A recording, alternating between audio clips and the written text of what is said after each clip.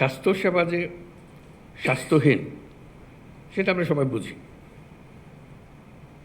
এবং একে অপরকে দোষ দিই, এর কারণে এটা হয় না, ওর কারণে এটা হয় না।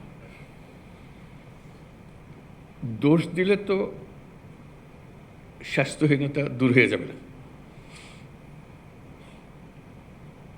এটার প্রতিকার করতে হবে যাতে করে আমরা স্বাস্থ্যসেবা সঠিকভাবে করতে পারি। দুনিয়ার যত দেশ আছে, যত জাতি আছে, তারা যদি নিজ নিজ স্বাস্থ্যসেবা আমাদের চাইতে ভালো করতে পারে, আমাদের মধ্যে কি গাফিলতি আছে, কি অভাব আছে যে কারণে আমরা পাচ্ছি না? মানুষ হিসেবে আমাদের কোনো ঘাটতি আছে, তার সক্ষমতা হিসেবে তার ঘাটতি আছে, আমার মনে হয় না। কিন্তু সামষ্টিকভাবে আমরা ওই ঘাটতিটা পূরণ করতে পারছি না।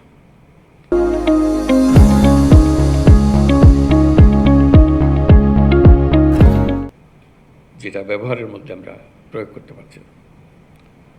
তো সেটাই নিজেদের কাছে আত্মজিজ্ঞাসা যে কীভাবে করলে আমরা এটার থেকে পরিত্রাণ পাব। অনেকে পলিসির কথা বলবে, অনেকে সুযোগ সুবিধার কথা বলবে, হাসপাতাল নাই, যন্ত্রপাতি নাই, সরবরাহ নাই, যন্ত্রপাতি পড়ে আছে, বহু মূল্যবান যন্ত্রপাতি মেরামতের অভাবে গত 10 বছর ধরে এটা ওইভাবে পড়ে আছে। কথার কথা, এরকম বহু কাহিনী শুনি, বহু কাহিনী জানি। সেগুলো ওভাবে থেকে যাবে, যেহেতু আমরা আর কোনো প্রশ্ন তুলছি না এই ব্যাপারে। এটা সেটেলড ফ্যাক্ট, ওইভাবে হয়। আমাদের যারা উত্তরসূরি আসবে তারা ওইভাবে ধরে নেবে, এভাবে হয়।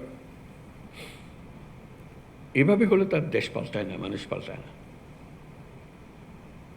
মানুষ পাল্টায় যখন আমরা প্রশ্ন তুলি, কেন হবে না? এই প্রশ্নটা নিজেদের কাছে জিজ্ঞাসা করার জন্যই আমরা সবাই করছি, কেন হবে না?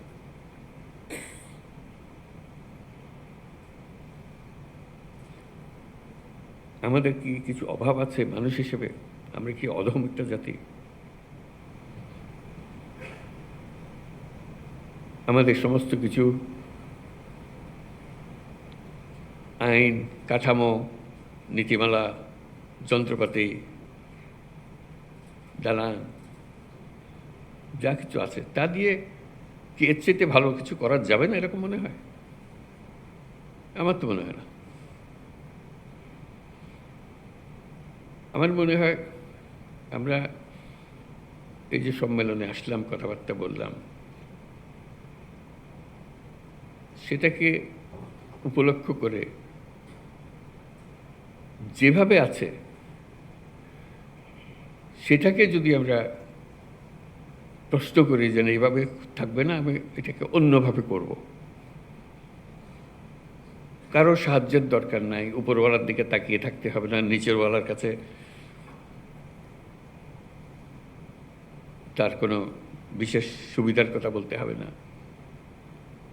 আমরা নিজেরাই যেভাবে আছে ওভাবে এই সম্মেলন ঠিক করলাম যে এইভাবেই আমরা এই পরিস্থিতির মধ্যেই সমস্ত অভাব এবং